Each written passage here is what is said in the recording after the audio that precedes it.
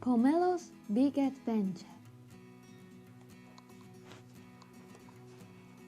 Now that his dandelion is bare, Pomelo has decided that it's time to set out on his big adventure.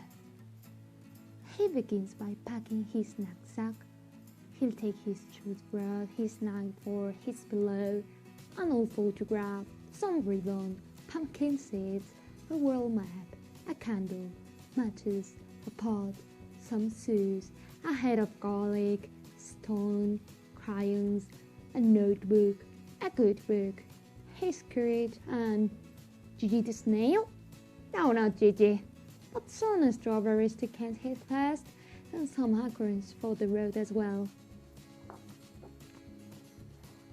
To give himself courage, Pomelo tells himself that the most important thing is to have a good heart.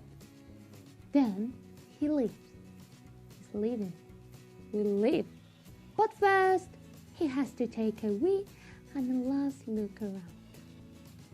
He ties a ribbon to a stone and tosses it. That's the direction in which he'll go.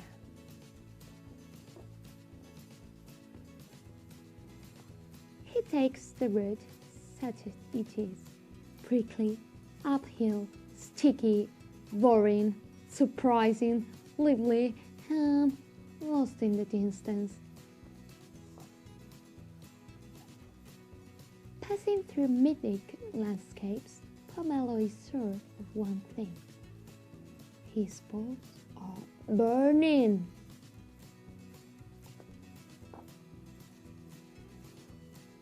Hey! Suddenly someone gives a angry shout. Someone who uses all kinds of words Pomelo has never heard before and says things like "My man! Kill!" and "Burn rebel!" Someone who talks and talks and talks.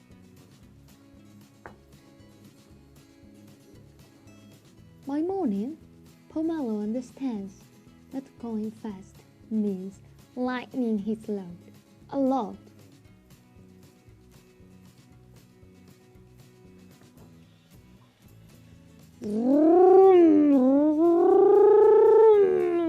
He's zooming through the big wide world. But wide open spaces are much better with a car that goes. How can this have happened? Pomelo feels frustrated and upset. Pomelo had thought that luck was smiling down on him, but instead it's bad luck that's arrived. Only now does he realize that the fast talker might have had something to do with it.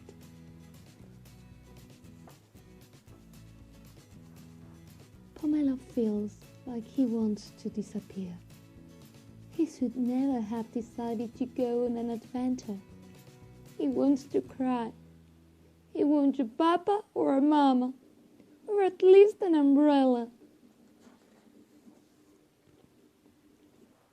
Then he makes up his mind. No, he's not going to cry. But where? Mud. He stumbles. He picks himself up and marches on. We take many wrecks in life, of course, but Pomelo seems to have plunged into a whirlpool by chance.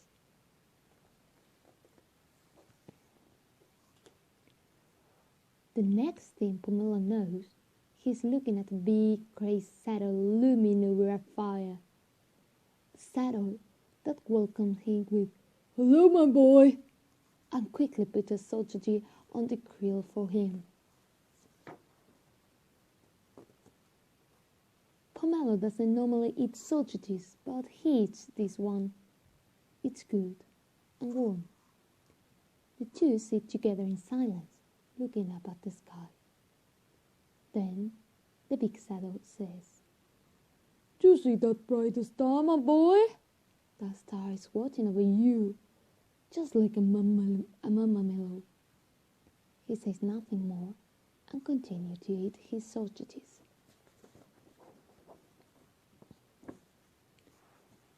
When Pomelo opens his eyes, night has disappeared. The fire has disappeared, and the stars have disappeared. In the morning light, the big grey shadow, who has become Pomelo, is gathering wood nearby. Pomelo learns to tie branches together, to chop, to angle, to measure, and to sand. Then he transforms all of that into a boat.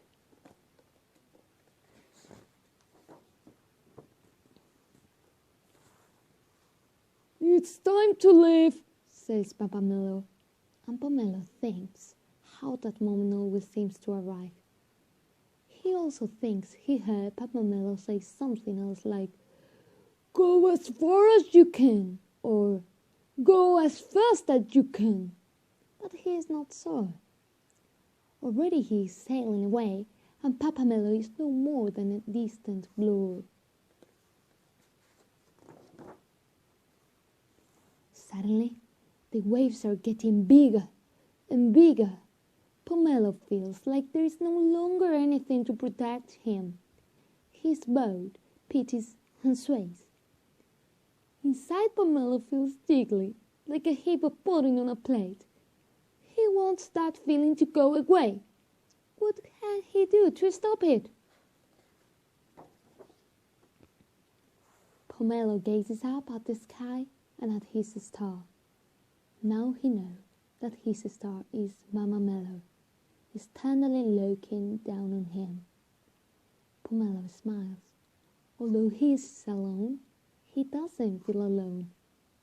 Now that he has his star, he'll never have to feel alone again.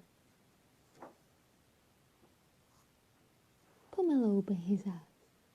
At first, he can see anything at all. Slowly, he realized that it's no longer high tide and that the waves are lapping joyfully against the sand. The sky is blue through and through. It also seems like he might have grown some hair. Pomelo wonders if his adventure has changed him too much. He also wonders who is looking back at him from the paddle. For a moment, he thinks he's dreaming.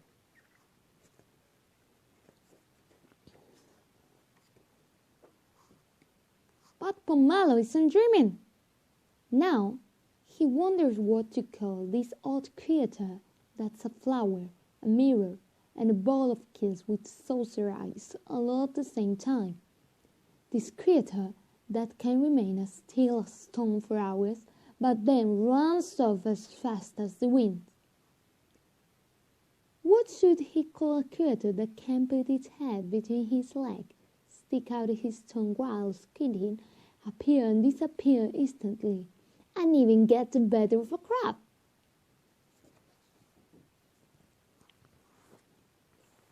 It's the first time that Pomelo has met someone so he doesn't know how to describe, but he wants to try. To give himself courage, he looks out at the sea and at the sky and toward the horizon. It looks like, again Pomelo looks into the sky, like we are on a big adventure, concludes the starfish, whose eyes sparkle with the sunset and into the twilight blue of the oncoming night.